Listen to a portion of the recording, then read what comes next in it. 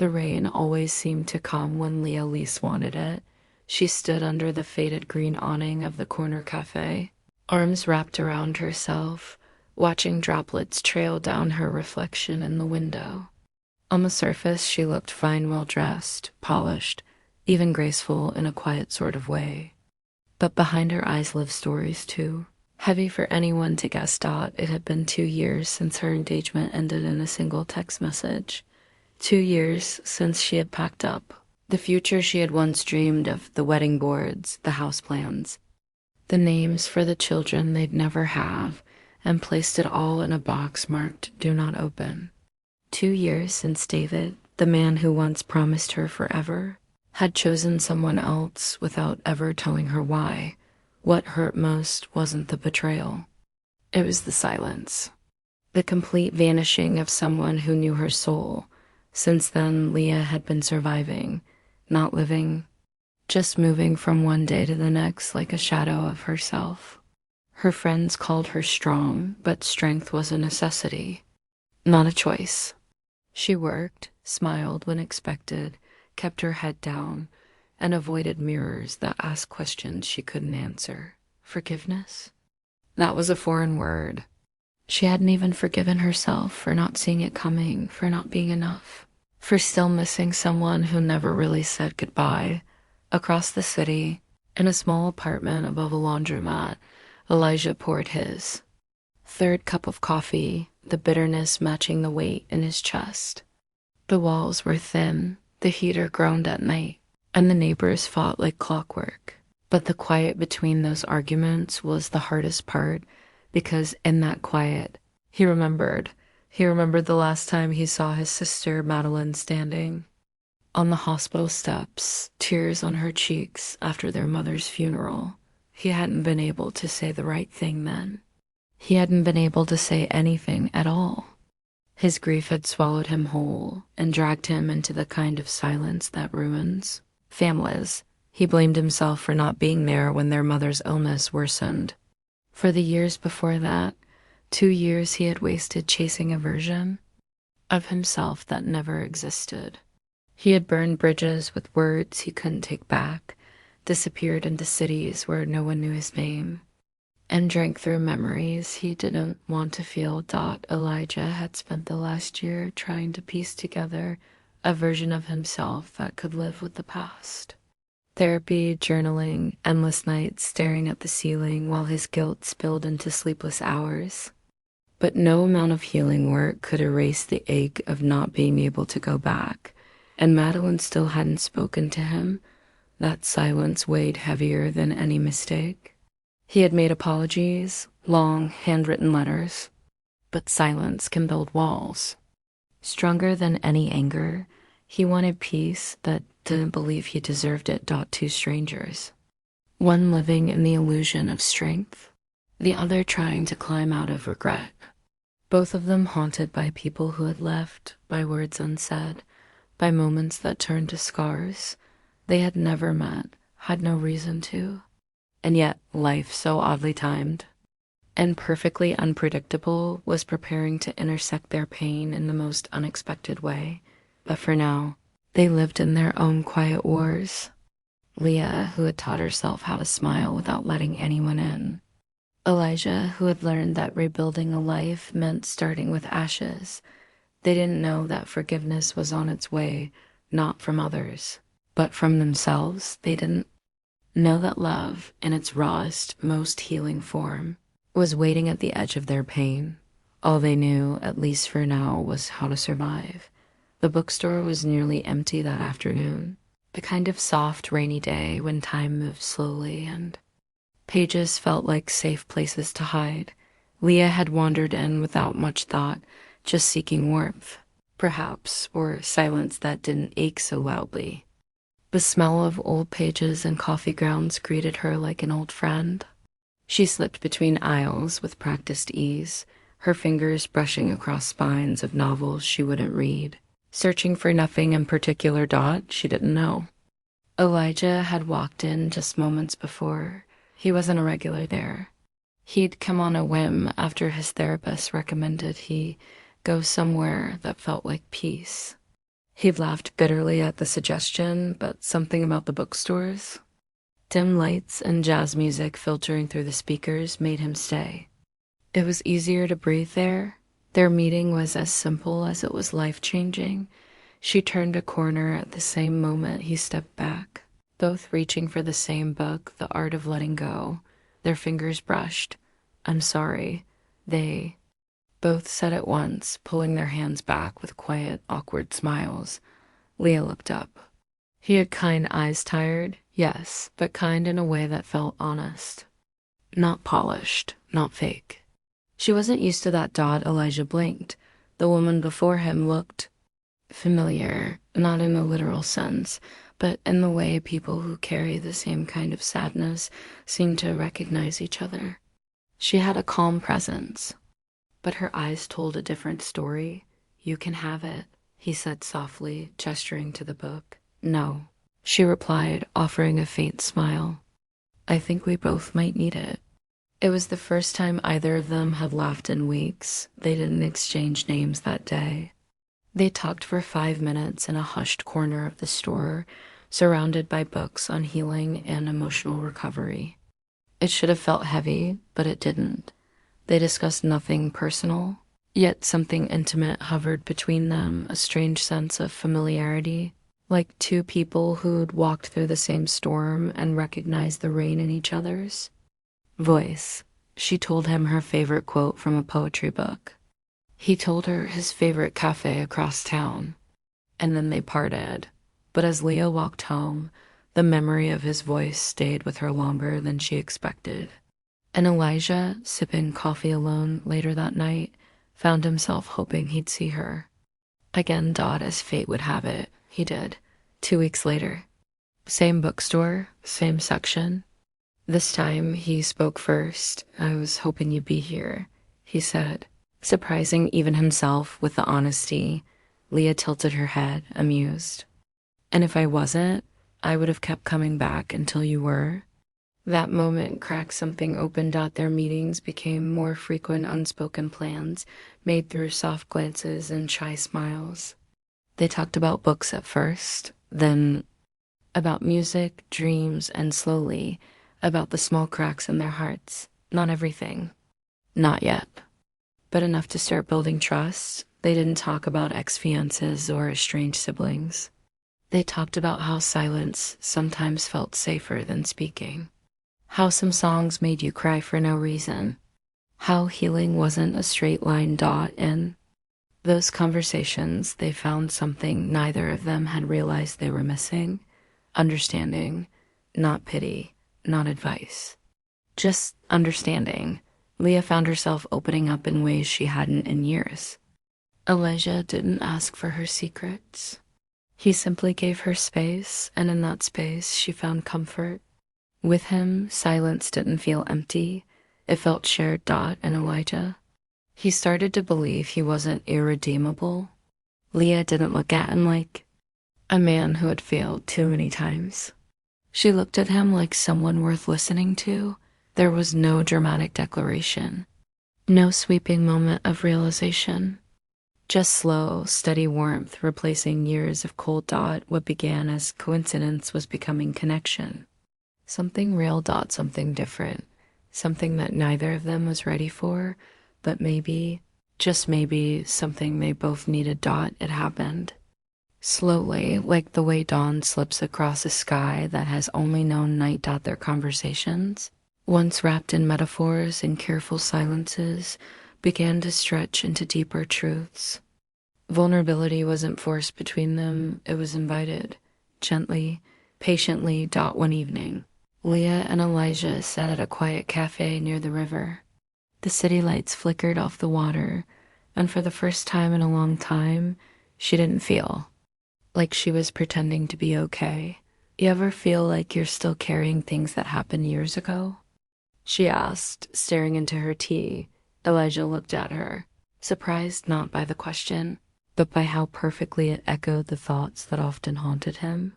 "Every day," he replied, like, "if I breathe too deeply, I'll remember everything." "I've been trying to forget," Leah nodded slowly. "I used to think I was over him, that I had moved on. But some nights, I still wake up feeling like I'm in the moment he left. She had never said that out loud. Not even to her best friend, but with Elijah, the words felt safe, not judged, not dismissed. He didn't flinch. He didn't try to fix her pain. He just sat with it. I pushed my sister away, he said after a moment. After her mom died, I just ... shut down, said things I can't take back. I wrote her a letter. She never responded. Leah's eyes softened. Do you still write to her? Sometimes. Even if she never reads them, there was a pause. The kind that holds the weight of unspoken emotion. I think that still counts, she whispered. Even if she never replies, you're still trying. That night was the turning point, not because they bared their souls completely, but because they began letting each other see the parts that others had always overlooked or been afraid to. It became their rhythm. One vulnerable moment at a time, Leah told him about her fear of being abandoned. How she always overthought text messages. How silence terrified her more than confrontation. Elijah told her how guilt ate at him in the quietest moments. How he never stayed in one place too long because staying meant facing everything he ran from. There were tears, sometimes, but never shame. They created space for each other's fears and didn't rush to fill them. And in that space, trust bloomed delicate yet strong. One rainy Sunday, Leah invited him into her apartment for the first time. It wasn't a romantic gesture. It was something deeper, an invitation into her sanctuary, the place where she hid from the world. The moment he stepped inside, he noticed the box in the corner, unlabeled, dusty, untouched. Her eyes followed his glance. That's everything from before, she said softly. Photos, letters, plans I don't know what to do with. He didn't say anything, just nodded, and sat down across from her on the floor. I'm not asking you to open it, he said. But when you're ready, I'll be here. Something about those words made her feel like breathing again, not because he promised to fix her, but because he didn't ask her to pretend she was already healed. Elijah, too, began to let her into his deeper world. One evening, he showed her his journal's pages of scratched-out sentences, apologies never sent, poems about regret. She read in silence, tears blurring her vision at one point. You carry so much, she whispered, closing the last one. I thought I deserved to. You don't. It was the first time anyone had said that to him, and meant it. That night, as she rested her head on his shoulder for the first time, Elijah didn't pull away. She didn't feel like she was trying to earn his affection. He didn't feel like he needed to prove he was worthy of hers. They were just there, as they were, messy, healing, real. It wasn't love yet. Not the kind people write novels about, but it was something rarer. It was the kind of connection built not on perfection, but on honesty, on courage, on the willingness to be seen and to stay. Forgiveness doesn't arrive with fanfare. It doesn't knock loudly or shine brightly. Sometimes it slips in quietly like a sigh after holding your breath too long. Leah had always believed forgiveness was a gift you gave someone else, something you offered to those who hurt you so they could move on. But being with Elijah was teaching her something entirely different. It was one afternoon in the park, sunlight falling in golden slants through the trees, that she realized she had never forgiven herself, not for trusting David. Not for not seeing the signs. Not for staying too long when she should have walked away. I think I blamed myself more than I ever blamed him, she told Elijah, watching leaves fall around them. I get that, he said quietly. I do it too. I keep thinking, if I had just handled things differently with my sister. Maybe she'd still be in my life. Leah turned to him. Do you think she forgives you? I don't know. But I'm starting to think that's not the point anymore. She nodded, the truth of it settling inside her like a gentle ache. Their relationship had become a mirror reflecting not just who they were, but who they were becoming. There were no grand declarations of healing, just small moments of release. Leah began writing letters she never intended to send. To David, to herself. She wrote down everything she had kept buried, the anger, the confusion, the pain of not being chosen. And then one night, she burned the pages in a little fire pit on her balcony. Elijah held her hand the entire time. She didn't cry. She didn't smile with her. But when the ashes finally settled, her shoulders relaxed in a way they hadn't in years. Elijah's journey was slower. One cold evening, he got a text from Madeline. I got your letter. I'm not ready to talk, but I read it. I just wanted you to know. He stared at the screen for a long time. It wasn't reconciliation. It wasn't closure. But it was something. When he showed the message to Leah, she didn't say anything. She just hugged him tightly, her arms around his waist, her cheek pressed to his chest. You're healing, she whispered. Even if it's quiet. Even if it's slow. Together, they made space for forgiveness. Not as an event, but as a way of living. They forgave their past for being unfair.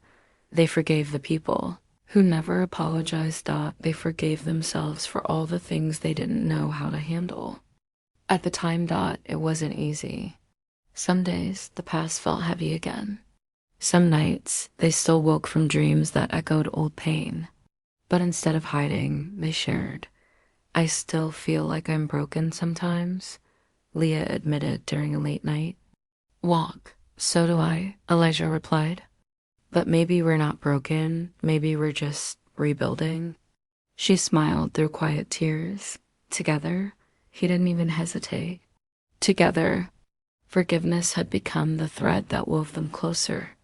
Not just to each other, but to the parts of themselves they had once abandoned. In each other, they were learning that forgiveness wasn't weakness. It was courage. It was choosing peace over punishment. It was freedom. And for the first time, both Leah and Elijah began to believe that maybe, just maybe, they deserved to be happy. The first time Elijah kissed her, it wasn't planned. They were sitting on the fire escape outside Leah's apartment, legs dangling into the chilled evening air, wrapped in blankets and laughter. She had just told a story from her childhood, something about chasing lightning bugs barefoot and getting caught in the rain, and for a second, she forgot she had ever known heartbreak. Elijah watched her smile unfiltered, unguarded, and in that moment, the world softened. She turned to him, her eyes bright and searching. What? He shook his head. I just I don't think I've ever seen you look like this, so alive. And then it happened. No rush. No music swelling in the background. Just lips meeting in the quiet, the kind of kiss that says, I see you, and I'm not going anywhere. She didn't flinch. He didn't hold back. It wasn't their first kiss that marked a new beginning. It was what followed. The softness, the safety, the stillness that wrapped around them like home. Their love was not the kind that demanded the spotlight. It was quiet and deeply rooted, like trees that had weathered every kind of storm. Leah no longer woke up bracing for disappointment. Elijah no longer questioned if he was worthy of being loved. They had peeled back every layer of shame, pain, and fear. And what remained was something extraordinary. A love not built on the illusion of perfection, but on the truth of imperfection. They didn't need to hide their scars from each other. They traced them gently. They honored them. Leah had once believed that being loved meant never showing weakness. With Elijah, she learned that real love didn't erase your pain. It stayed with you through it. When she had a panic attack one night after seeing David's name in a mutual friend's post, Elijah didn't try to fix it. He held her as she cried, whispering, You're safe now. You don't have to hold this alone. And when Elijah froze before making a call to Madeline he'd rehearsed for days, Leah sat beside him in silence, fingers laced with his, until his hands stopped trembling. They were healing in real time together. One day, Leah found the old box dot, the one filled with the life she never lived. This time, she opened it. There were wedding invitations never sent, Polaroids, handwritten, letters, a pressed flower from the first bouquet David had given her. She looked through it all without breaking. She didn't cry. She didn't burn it. She simply closed the lid, stood up, and placed the box by the door. "Can we donate it?" she asked Elijah later. He smiled. "Only if you're sure." "I am," she whispered, "because I'm finally ready to let it all go." That evening, they danced in her kitchen barefoot, off-key music playing from an old speaker, hands around each other like they were holding more than just bodies. Like they were holding histories, healing, and everything still to come. "Do you think we would have met if we hadn't been broken first?" Leah asked, resting her head on his chest. That Elijah kissed her hair. "I think we had to lose everything else first so we could find each other." They didn't talk about forever in the way most people did. They talked about showing up every day, about choosing love. Even when it was hard, about growing, not just side by side, but deeply intertwined. Their love didn't erase what had come. Before it simply made room for it. It grew around it. Like wildflowers rising through cracked pavement. Autumn arrived gently, but with it came a storm neither Leah nor Elijah saw coming. One early morning, Elijah received a call from Madeline, his estranged sister, telling him she was in the hospital and scared. Without hesitation, Leah offered to drive him, holding his trembling hand across quiet highways and long silences. At the hospital, Elijah came face to face with the past he had been trying to forgive, and Madeline, vulnerable and tired, reached for his hand with teary eyes, whispering, "I missed you." It was a beginning not just of reconciliation, but of release. While Elijah stayed by his sister's side, Leah stepped out and unexpectedly crossed paths with David, the man who had once broken her completely. But as he apologized, she realized she no longer needed his closure. She had already found her peace. "I forgave you a long time ago," she said softly, walking away without the weight she had carried for so long. Later, beneath a dim hospital street lamp, Elijah pressed a small key into Leah's hand, not as a proposal, but as a promise. "Not forever," he said. "Just today and tomorrow, and every day we choose each other." Leah, with tears glistening, slipped it onto her necklace and whispered, "I choose you." Their days in that hospital town became a turning point filled with shared meals, quiet laughter, and gentle healing. When they returned home, the space once filled with boxes from broken dreams now held a wooden chest labeled ours, containing tokens of survival, forgiveness, and love. That night, lying in each other's arms, Leah whispered, "This proved love doesn't erase scars. It turns them into maps." And Elijah kissed her gently, replying, "And we'll never lose our way again." The moment everything changed wasn't one single event, it was the quiet, unwavering truth that forgiveness had become their love story. Months later, the seasons had shifted again, but this time, so had Leah and Elijah, not as broken souls, trying to survive, but as whole hearts learning to live. They moved into a cozy cottage near the edge of a lake, where mornings began with coffee and shared silence, and evenings ended with stories read aloud from each other's journals' pages. Once filled with pain, now rewritten with love. Their home was simple. A porch swing creaked with their laughter, wind chimes danced to the rhythm of soft forgiveness, and a wall near the kitchen proudly held a collage titled "The Life We Chose." Friends who once knew them as guarded and quiet now saw a glow in their eyes, not because the past had disappeared, but because they had chosen to rise above it together. On a quiet Sunday morning, Elijah surprised Leah with a letter rather than a ring, filled with every promise he never had the courage to speak. Before each word, a vow to keep choosing her, even on the hard days. And Leah, smiling through soft tears, whispered, "I already do." They built a life rooted not in perfection, but in understanding. The kind of love that doesn't erase the past, but embraces it as part of the journey. And as they stood one evening at the lake's edge, watching the sunset paint the sky in golds and pinks, Leah leaned into him and whispered, "Forgiveness didn't just bring us peace. It brought me you." Elijah kissed the top of her head, holding her close as the world quieted around them. Their story, born from pain, shaped by grace, and sealed in love, was proof that sometimes the most beautiful beginnings rise from the ashes of what we thought had ended.